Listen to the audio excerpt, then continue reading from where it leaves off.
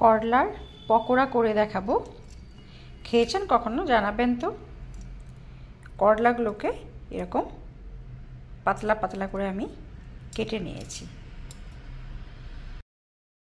কড়াইয়ের মধ্যে গরম জল আর একটুখানি ভিনিগার দিয়ে আমি ফুটিয়ে করলাগুলোকে আমি একটুক্ষণ রেখে দেবো এই গরম জলের মধ্যে। গ্যাসটা অফ করে দিলাম। এই করলাগুলোকে একটুক্ষণ আমি এখানে গরম জল আর ভিনিগারের মধ্যে ভিজিয়ে দিলাম। একটু লবণ দিয়ে দিলাম জলের মধ্যে।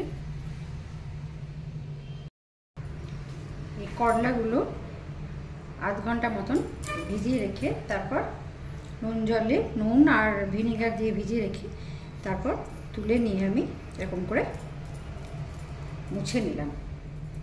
মুছে নেওয়ার পর এখানে আমি চালের গুঁড়ো, ব্রেড ক্রাম্ব, লঙ্কা গুঁড়ো, তিখা লাল আর গরম মশলা গুঁড়ো নিয়ে নিয়েছি। এটা একটা ব্যাটার বানাবো।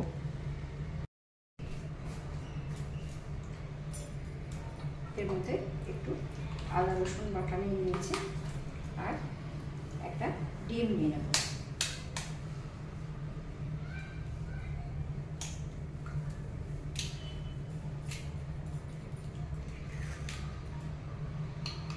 এটা ভালো করে ফেটিয়ে নেব। এরকমভাবে প্রত্যেকটা ভেজে নেবেন। ক্রিসপি করলা পকোড়া ভাতের সাথে খেতে খুব সুন্দর। বাচ্চারাও খাবে, এটা খুব খুশি মনে খাবে। এরকমভাবে প্রত্যেকটা ভেজে নেবেন।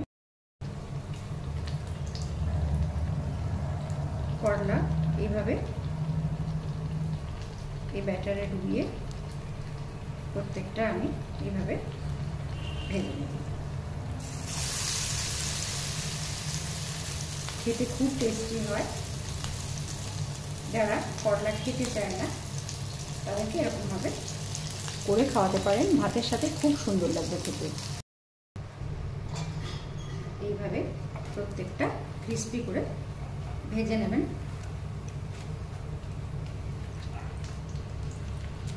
না বললে বুঝতেই পারবে না টেস্টের দিক দিয়ে যেটা করলার পকোড়া বা করলার চপ।